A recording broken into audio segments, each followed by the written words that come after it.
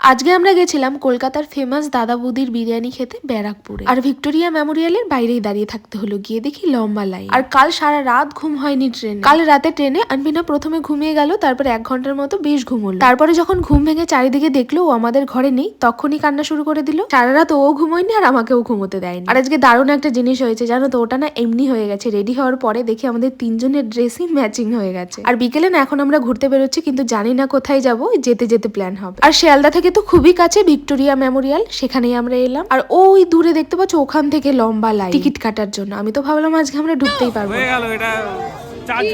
আর ভেতরে ঢোকার পর তো আনভিকে ছেড়ে দিয়েছিলাম খোলা সুন্দর মাঠ, চারিদিকে লোকজন। আর এই দেখো আনভি কিন্তু খুব এনজয় করছে। আর আমাকে নিয়ে যারা ব্যঙ্গ করছো, কলকাতা কেউ কি ঘুরতে যায় নাকি? আর কলকাতা তোমাদের মতো গ্রামের মানুষের কাছেই শহর। আর তার পেছনে আরো 10 জন লিখছো, তাকে আরো উৎসাহ দিচ্ছ। আর আমার পেছনে এত এত মানুষ, তারা কি করতে এসেছো বলো তো? যাই হোক, কলকাতা কিন্তু আমাদের কাছে গর্ব। আর ভিক্টোরিয়া মেমোরিয়ালে আমরা কিন্তু বেশিক্ষণ থাকিনি, আর যতটুকু থেকেছি আমরা কিন্তু 3 জনে বেশ এনজয় করে। তারপরে এলাম দেখো, যেটা আমার খুব ইচ্ছা ছিল যে কলকাতায় গেলে একবার হলেও যাব দাদা বৌদির বিরিয়ানি খেতে। দেখো বিরিয়ানি তো খাবোই, কিন্তু তার আগে বেশি কিছু খেলে কিন্তু বিরিয়ানিটা আর খেতে পারবো না। সেই জন্য ফার্স্টে আমরা অর্ডার করেছিলাম ফিশ ফ্রাই। এখনই না এটা দেখে আমার মুখে জল চলে এলো, এত টেস্টি ছিল। আর আনভিকে নিয়ে খাওয়া এখন না খুবই কষ্ট জানো তো। আর এখন না ও আমাদেরটা দেখে খেতে চায়। আর আমাদের পেছনের টেবিলে আমাদেরই সাবস্ক্রাইবার ছিল, আনভি না ওদের সাথে একটু বিজি ছিল, যেখানে একটু ভালো মতো খেতে পেরেছে। আর তারপরে এখন দেখো চলে এলো গরম গরম মাটন বিরিয়ানি। অনেক দোকানে অনেক বিরিয়ানি খেয়েছি, কিন্তু এত বড় পিস মাটনের কোনো দোকানেই খাইনি। আর মাটনটা খেতে এত সফট, হাড় আর মাংস আলাদা হয়ে যাচ্ছে। আর বিরিয়ানিটা খেতে